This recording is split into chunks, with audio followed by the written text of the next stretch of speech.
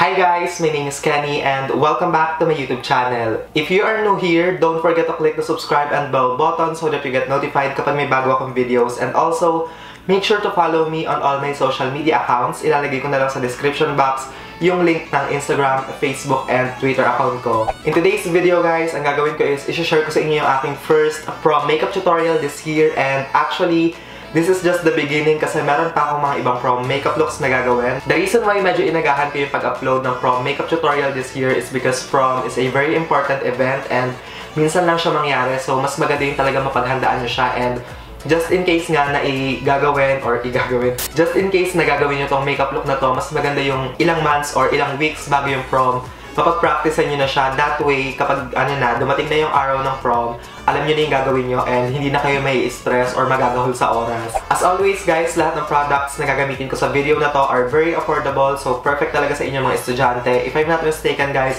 yung pinakamahal is 400 pesos, tapos the rest parang around 200 or less than 200 pesos na lang, kaya sobrang perfect niya talaga. I'm going to start by priming my face guys, and yung gagamitin ko is itong Quick FX No Shade Mattifier. And sobrang importante guys na mag-primer kayo, especially sa mga event kagaya ng prom, kasi syempre diba, mainit tapos sasayaw kayo. So, especially kung oily yung face nyo, just to make sure na mag-last talaga yung foundation nyo or yung makeup nyo, para siguradong hindi humulas or hindi ka agad humulas, importante or I highly recommend na mag-apply kayo ng primer, especially mga mattifying primer. For foundation guys, ang gagamitin ko is itong Maybelline Fit Me Foundation in the shade 128 Warm Nude Beige, and ito yung napili ko guys kasi sinabi ko na to sa mga favorites ko. Isa siya sa mga pinakamagandang affordable drugstore foundations. So, of course, prom season yun or prom night, you have to make sure na sobrang ganda or sobrang flawless ng finish ng makeup mo. So, if you guys are looking for a foundation na talagang plakado, as in maganda yung finish kapag ka in-apply sa face, lalo na sa picture, yung maganda talaga yung ganap niya, I highly recommend this one guys. Talagang bongga siya for its price. Now, I'm just going to blend the product using a sponge. Beauty blender to actually, pero syempre kahit ano naman pwede nyo gamitin.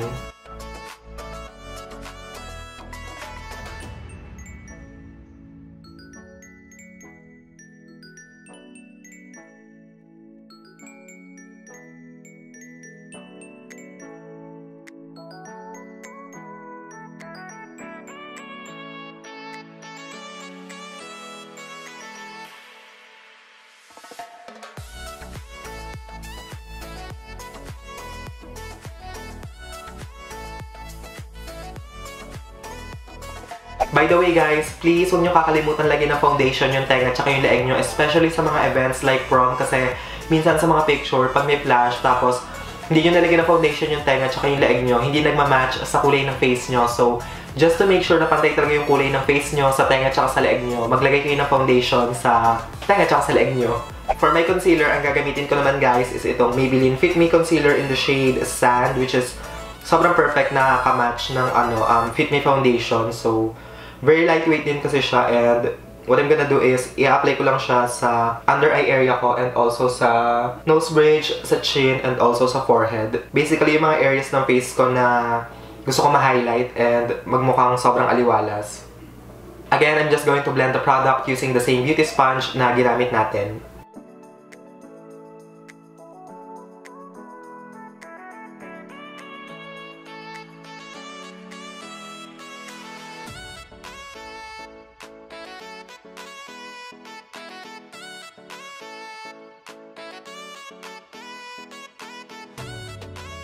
So, para iset yung mga areas na nilagyan ko ng concealer para hindi mag-crease, ang gagamitin ko is itong Nichido Final Powder in the shade Creamy Glow, and yung same beauty sponge lang yung gagamitin ko to apply this. Sobrang importante guys na mag-bake kayo, especially kung oily yung face nyo, para siguradong mag-last talaga yung makeup nyo and hindi ka agad siya mag-crease.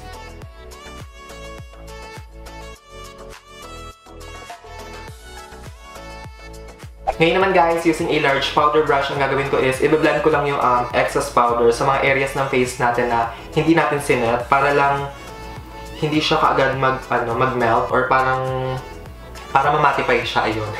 Hindi ko alam yung sasabihin kong word. Para ma-mattify yung face basically. Kung ano na pinagsasabi ko, oh my god.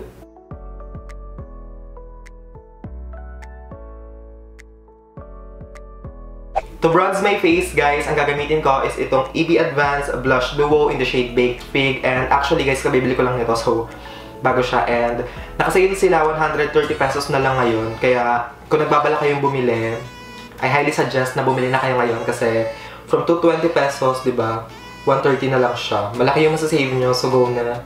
I swear, guys, maganda yung quality niya. Especially yung mga blush. Sa mga blush duo na yan. Super perfect. I highly recommend Baked Fig and Golden Goddess. Yung dalawang yan ang favorite ko. Kasi, as in, super ganda ng colors. And alam niyo naman na yung Golden Goddess, diba? Maganda siyang dupe for NARS Orgasm. So, kung bet nyo yun, bumili na kayo, 130 lang. I'm not sure kung hanggang kailan yung sale, but hopefully, medyo magtagal siya para, diba? As always, guys, make sure na kapag naglagay kayo ng bronzer or kaya naman ng pang contour, i-blend nyo sa forehead para walang parang strip of white line or something. Alam niyo, para seamless yung kulay niya and mas maganda siya.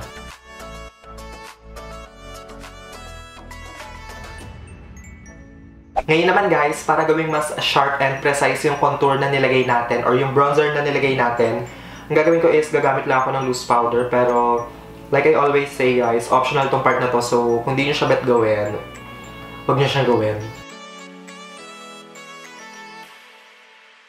So, gamit yung same bronzer na ginamit natin, guys. Iko-contour ko lang ng konti yung nose ko. Pero sobrang light lang kasi medyo warm yung color nito. And ayoko naman na parang maging sobrang orange ng contour ko kasi hindi na siya mukhang natural pagka ganun. So, very subtle lang na contour.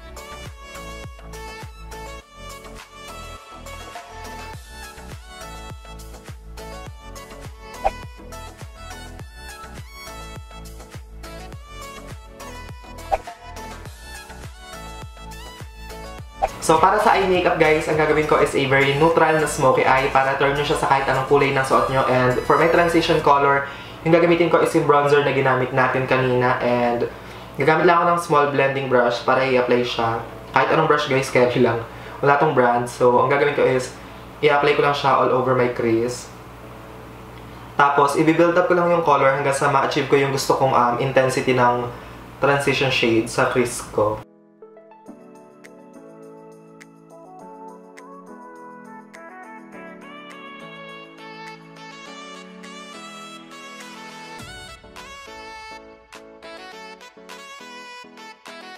So, gamit yung blush dito sa same palette, ang gagawin ko is i-apply ko lang siya dun sa same area na pinaglagyan natin ng transition color. And yung brush na gagamitin ko is itong small na blending brush from the A-List.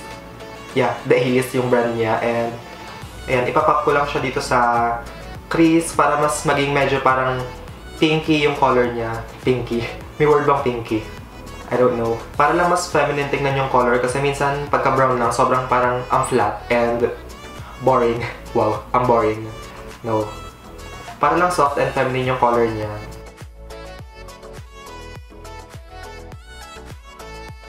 Using a clean brush, ang gagawin ko, guys, is i-blend ko lang tong edges para mas maging soft and diffused siya.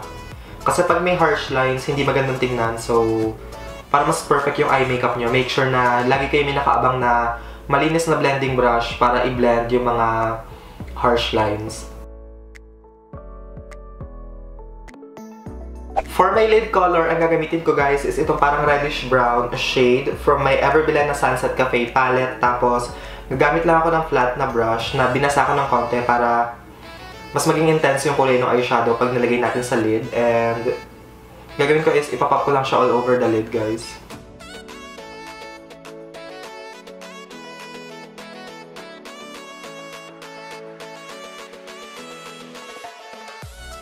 So, gamit yung small blending brush, guys, ang gagawin ko is kukuha lang ako ng konting eyeshadow pa, tapos i-blend ko yung edges para lang mawala yung harsh line and mas smooth yung transition ng color from the shimmery sa papunta sa matte shades. Parang walang sense yung sinabi ko, but hopefully na-gets nyo pa din.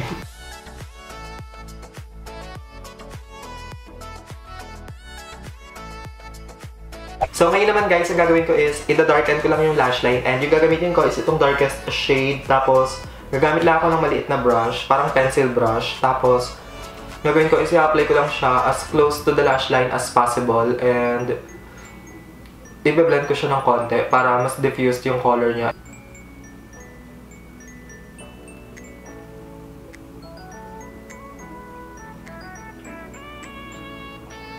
By the way guys, medyo ma-call out tong eyeshadow na to. So, make sure na kapag naglagay kayo nito or kapag ginamit nyo to, maglagay kayo ng powder sa under eye area nyo, which is obviously nakalimutan kong gawin. Kaya, ang dami kong fall out. But, ayun.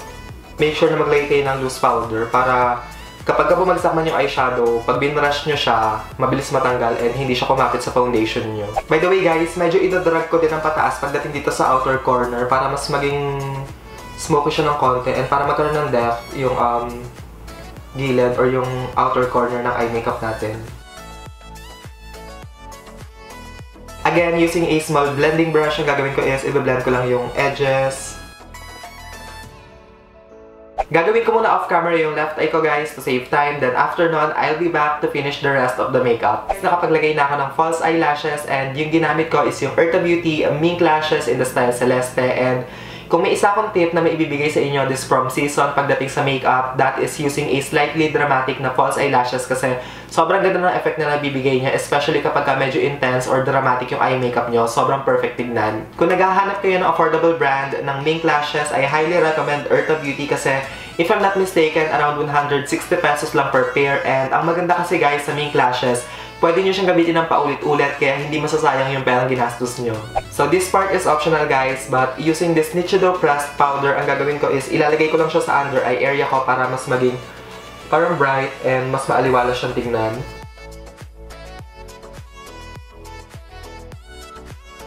Para sa waterline ko, ang gagamitin ko guys is itong Bilena color pencil in the shade black.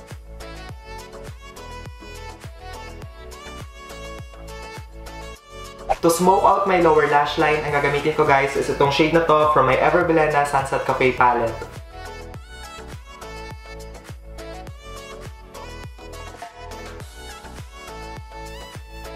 For my blush, ang gagamitin ko is yung blush dun sa EB Advance Blush Duo na ginamit natin kanina, and gagamit lang ako ng malaking brush to apply this sa apples ng cheeks ko.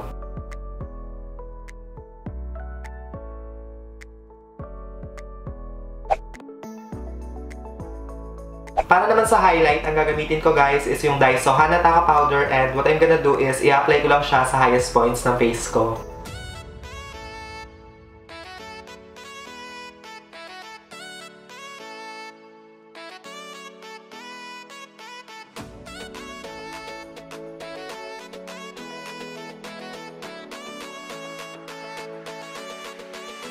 For my lips, ang gagamitin ko guys is itong Bilena liquid lipstick in the shade Aura.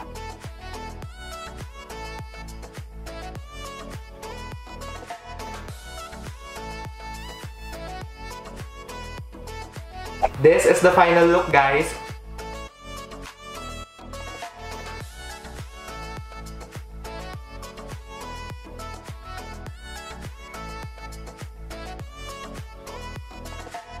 If you enjoyed watching, please don't forget to give this video a thumbs up. Thank you guys so much for watching, and I will see you all on my next one. Bye guys!